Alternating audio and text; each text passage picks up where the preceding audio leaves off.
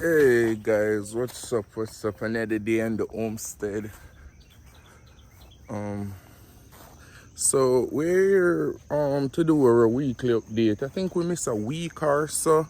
Nothing much been going on. It's been like a heat wave on the farm, and as a result, we've had the chickens them laying less eggs. After doing a research, I find out that the heat wave can cause them not to lay the right amount of egg as they try to save energy in the day through preservation efforts. So in order to combat that, hey guys, hello. In order to combat that, we're gonna hear them there. In order to combat the heat, we're gonna put some ice water in the chicken bottle and give it to them early so they can stay cool and produce some eggs before we beat the heat. Otherwise, from that, we're gonna be weeding up the garden. It's right behind me. It gets out of control so fast, no matter how much Roundup, no matter how much. But over there, I got 2 row of A. I'll be making A. My lawnmower be chopping them up too fine, but we're gonna also harvest this and put it in some plastic bag to have for them all weather, when it rains, when it. So here are the adult chickens. It's been hitting 93 degrees, 98 degrees since lately, and causing them not to lay. So let's get them some ice water.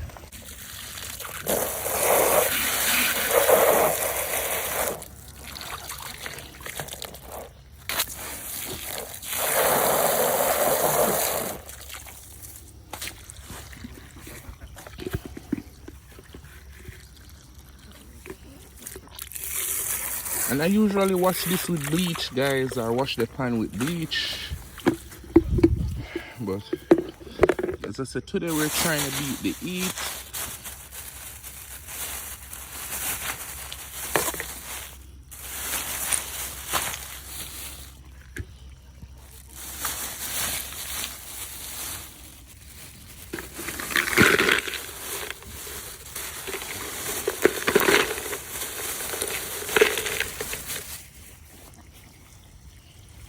Okay, there's a lot of ice there. We're not gonna full it of water. We're gonna just like, all right, we might have to. Ooh, that just sounds delicious with the ice churning around in there. And we are gonna see if this method helps them.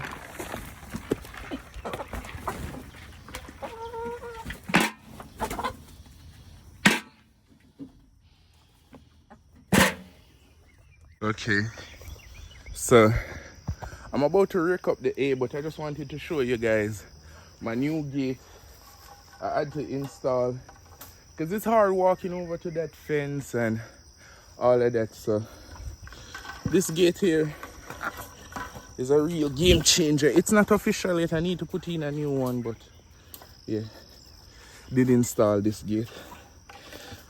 Now that it's summer, you gotta get your homesteading done like 5, 6 in the morning. I just got up late because I'm having a bit of a rough time, but yeah. We let the ducks. They're so messy, man.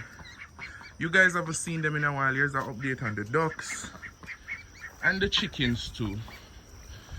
We start letting them out, even though we're a bit afraid of the hawk, but we figured the turkey.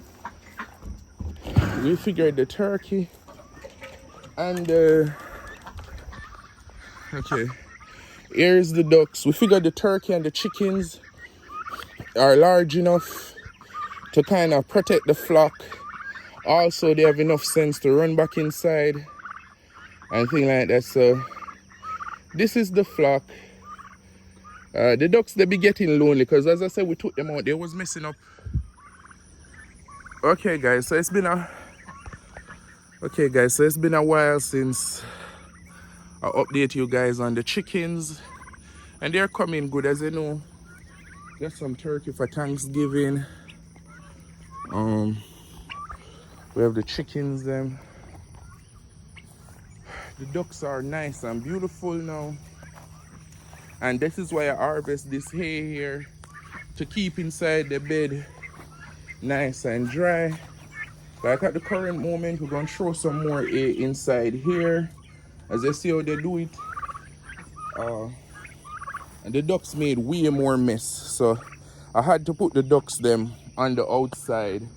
And as I said, they are big enough, they run off predators and whatnot.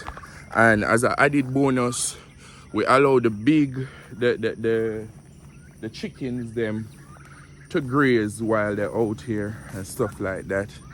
And this apple tree, so that's a yellow apple over there, and this is one of the green apple. And there was a lot of bush around it. It didn't grow as fast as the yellow apple. I'm gonna show you how big the yellow apple got, but it's growing. I gave it some fertilizers. I gave the apple tree some fertilizer, and we have it here. And today guys, we have to look for Zing. She's our sequoia and turtle, African sport tortoise. She's so big. Some of the time we just have to check on her and make sure she's okay. She's my ex-wife, I don't know. She's my wife turtle, and it's an African sequoia tortoise. She's loving to eat. She like hanging out with the ducks and the chicken them as well. So I'm going to go ahead, rake up some of this straw here. Rake up some of this straw here to feed the chicken them and the ducks them. As I said, they just follow me around and stuff like that. Yeah, we're working on their mealworm. So we've done the research and we're doing a mealworm farm to feed them, because of course, as you know, the homestead is about providing 75 to 95% of food and everything in home. Check out our next videos them that we also post on here called homestead finds, where we show some everywhere I gotta go with me. Check out our video homestead find, where we find things, gadgets and tools and appliances that, you know, make homesteading make it easier. My next video, I'm going to show you guys an inverter and how you can make a homemade generator, or even have a backup power source when electricity is out, or you can use it to offset costs, like lighting the chicken coop at night if you want them to eat 24/7. Because if you have meat birds, like some of these I'm going to use some meat, their coop is going to have light in it 24/7, so they can eat around the clock and gain that butcher weight, especially the turkey them, because Thanksgiving coming. We're going to be putting 12 more chicken in the incubator, and after 21 days we'll add some ducks, some more ducks and turkey to the mix. Because I don't know if, like, there's something else I need to approach or talk about homesteading and quantity and things like that. Also, we have these baby here. We have these baby here on the homestead. You can't see them on live. I'm gonna show them on live for like the first 4 weeks. They're beautiful little chicken. This is a Rhode Island red called Cheesecake. Why is she afraid now? Come on, Cheesecake, don't do that. But that's Cheesecake. These are some black Sussex, and I don't know, my wife went and got them. As I say, I wasn't really planning for anymore right now. She just went and got them. My wife picked them up from Tractor Supply, because Cheesecake, which is her, is a Rhode Island red, who had 3 other siblings, but I think the rooster step on them or they trample them. I was of the impression that you could leave the baby chicken, because I've raised chicken before, but I've never bred them. So I didn't know you couldn't mix the adults with the the kids, and so I lost 3 of them. So in order for them, because animals get pretty sick when they're lonely, just like human being. So we went, got some more. So we have that batch, but cheesecake won't be eaten, or she won't be put to. She's a pet because she survived such terrible trauma and thing like that. Okay, so we're gonna harvest some of this A here, right here. This look dry enough. Oh no, a little bit wet. But as I said, the chicken gonna scratch through it and thing like that. It's pretty hot, so I'm going to load up 2 piles, give to the chicken them in their bed, and then we come back in the next scene. Okay guys, so we're back with it. We put about 1 bale. This is gonna be about 1 bale of straw, and even though everything come out the earth, you have to do economics on it because it's time. It's gonna take me roughly 2 to 3 weeks to get the grass tall enough again to harvest A. I'm okay with going down into the bush line, and right now all of that I'm creating like a pine straw forest where I can harvest pine straw. For my chickens them, I'm probably for sale too. I'm running the homestead farmers market and stuff like that. It's just the fun of it, and the process. So but the economics is very important, because on the homestead it is time. As I said a while ago in the video, when it comes to breeding chicken or growing anything, you don't want your time to be wasted. You understand me? So for example, a cabbage take like 100 days to get ready. You're going to want to have enough cabbage to last your next 100 days, or maybe even longer, because you understand me? So you can't calculate that, okay, I'm going to need like 10-20 head of cabbage for, you understand me? You have to produce more, and then you calculate for loss, you calculate for time.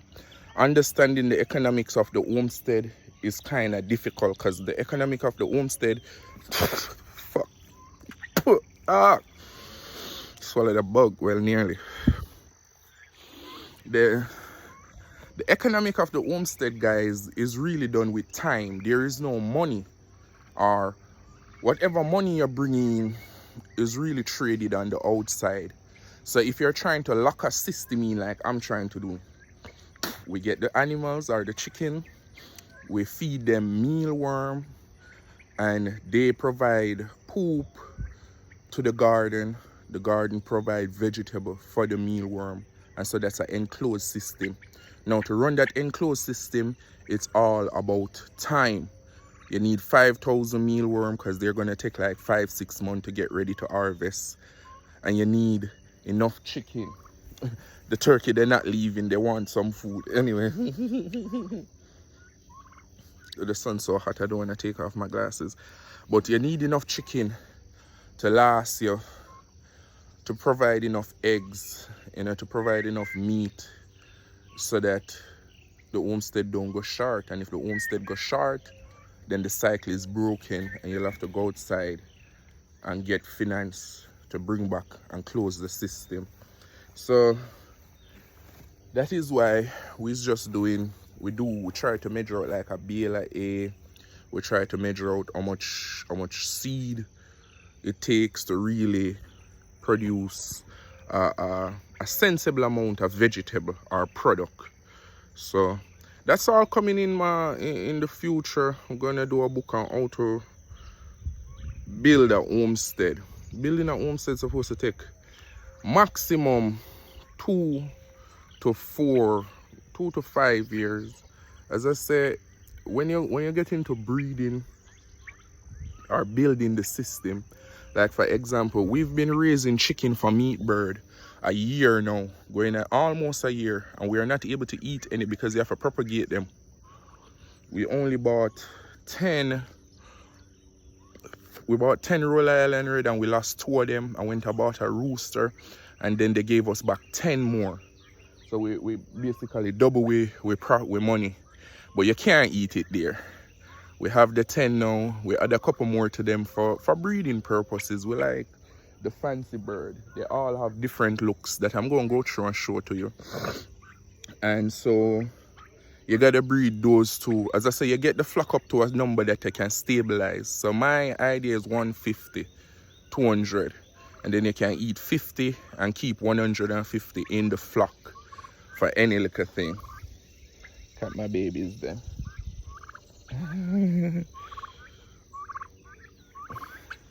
There's nothing like homestead. Okay, so quit the chit chat. We're gonna throw this into the pen and we're gonna come right back to you. Oh Jesus, it's hotter than a junkie spoon. Oh my loving Jesus.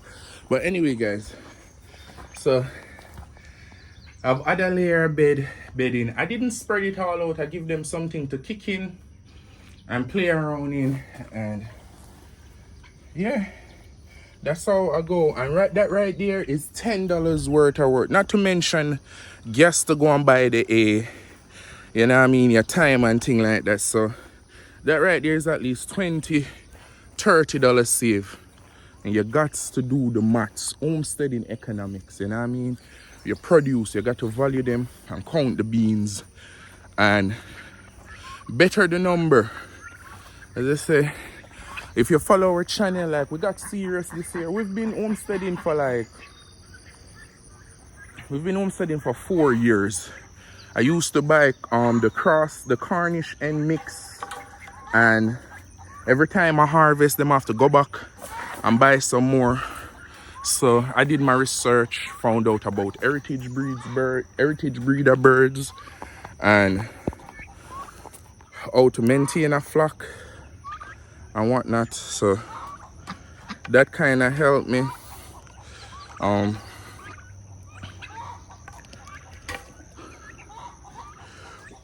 We're really working on setting up a storage area for canning. We already have the deep freeze for storing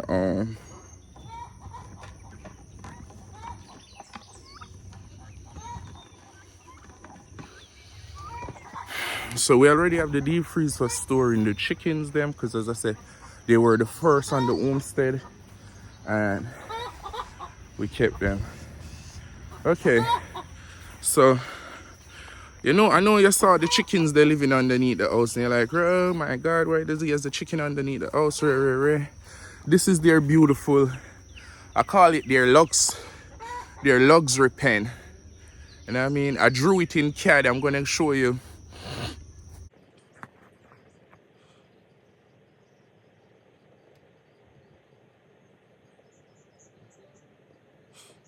No, sorry.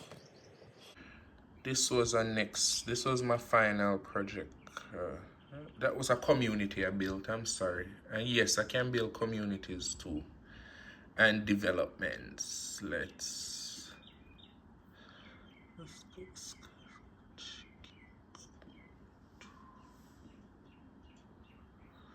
go. Okay.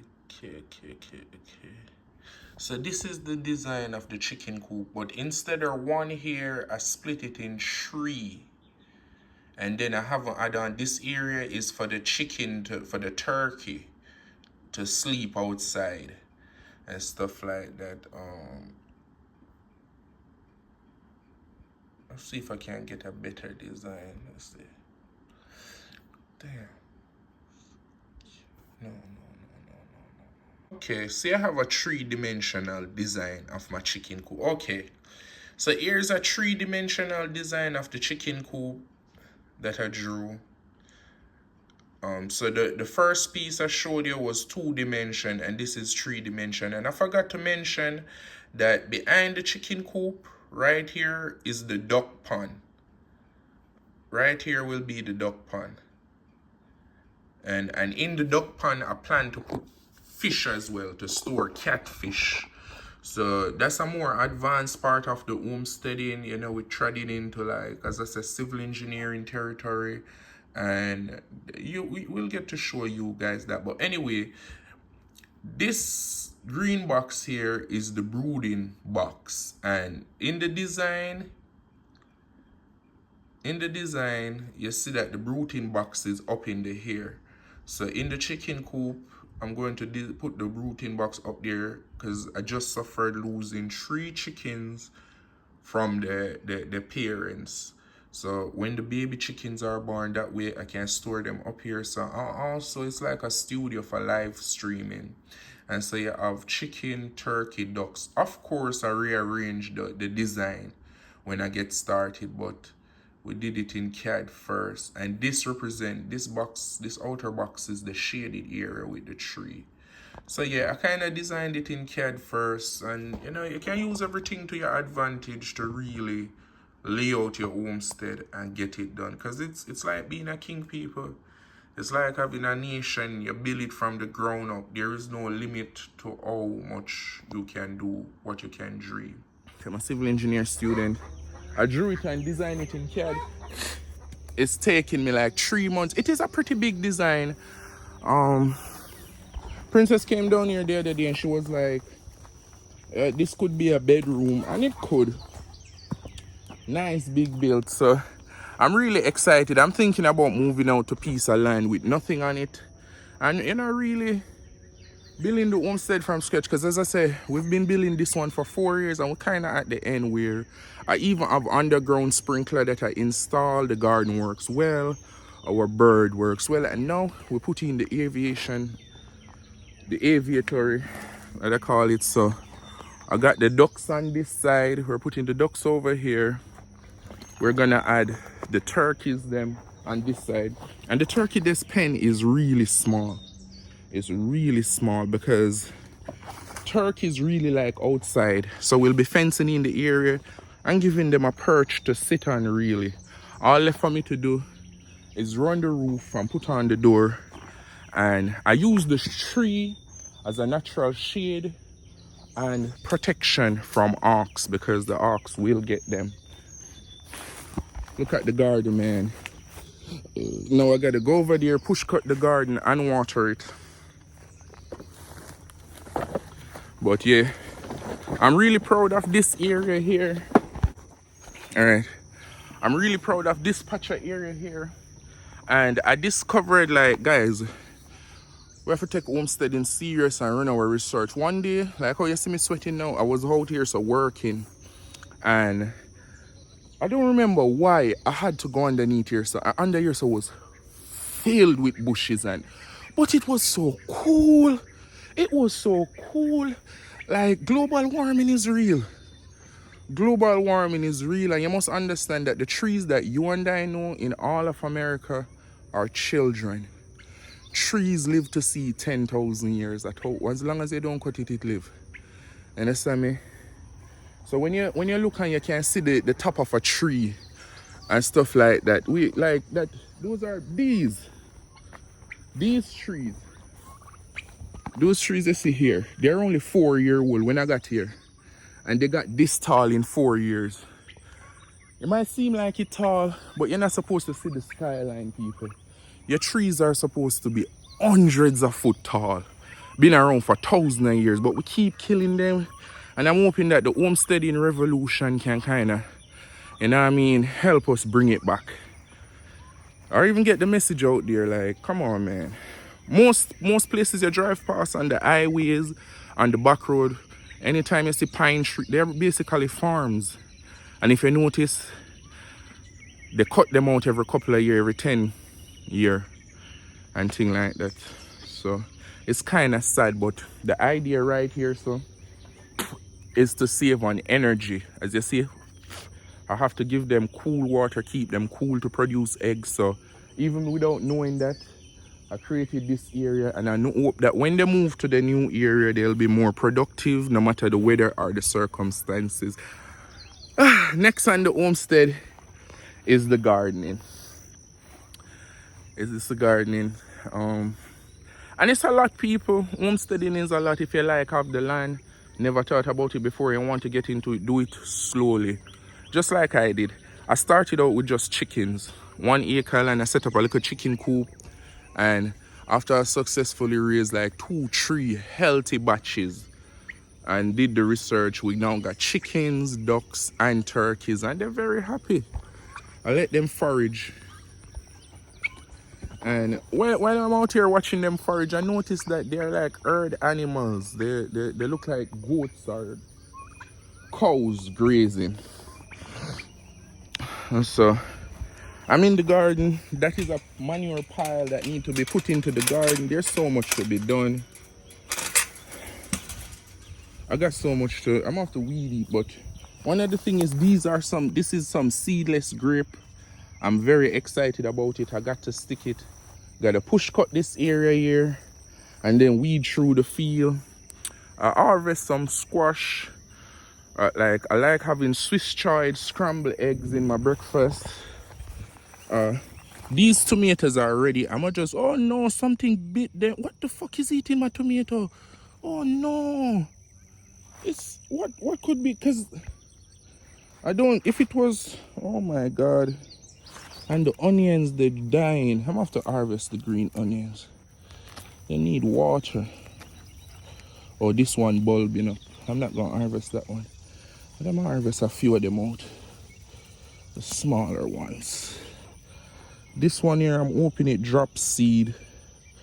So I'm gonna leave that. I'm gonna just grab a couple of it. Man, this is crazy.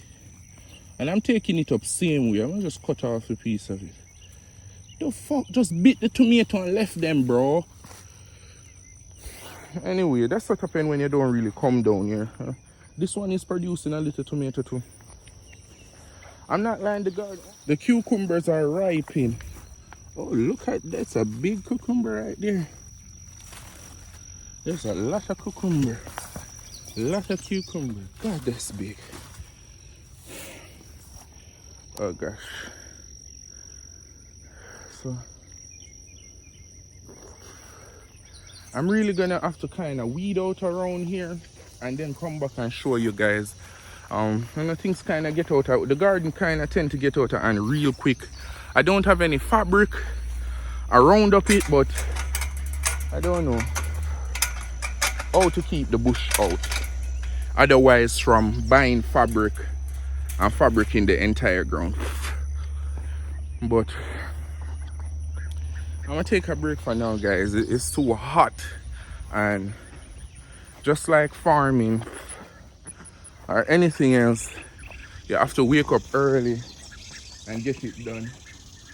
I'm gonna leave them out here.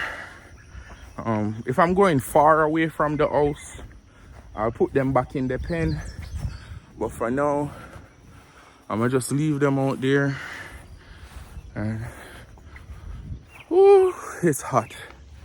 But one more update. As I said, we haven't updated in a while. Just trying to get you guys to see the vision. And this is my wife. This is her flowers bed, and the sunflowers are about to start producing. And we need a bigger patch, because what we're trying to do with this too also, this is chicken feeding and my feeding as well. Sunflower seed.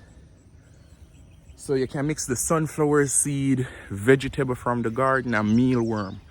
Balanced, healthy diet for them. Protein and all of that.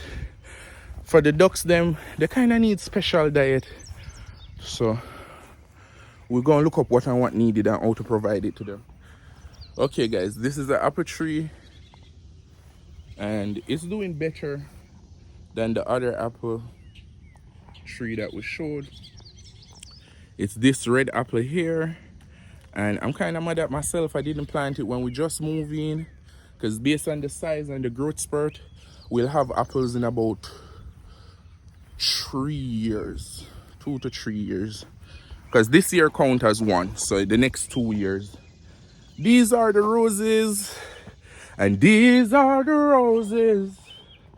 I said I pick them from your garden. I'm asking your pardon. Would you please take me back in the morning? Oh, baby girl. But yes, guys. Oh, I'm a little herb garden. This is some thyme right here. Lovely thyme. Smells good. This is mint. Oh, Jesus. I drink tea so much. And then this is a rosemary bush. Quite young. And then right here, so we're supposed to have some lettuce, like a little salad bed. But the person in charge of the project don't want to do it. Anyways, that's it for our update today, guys. Remember, look out for our homestead find. We're really trying to start the revolution, or the evolution basically. Because revolution involves violence. This is an evolution. We're growing. We're transforming into a society where we can manage our own life. We dictate to ourselves and live in cohesion. Produce what we need at home and leave the game of society alone. I've always emphasized, let it be known that the world is playing the bit of the tree card Monty, and the only way to win that game is not to play. Grow at home, live at home, love at home, enjoy the homestead.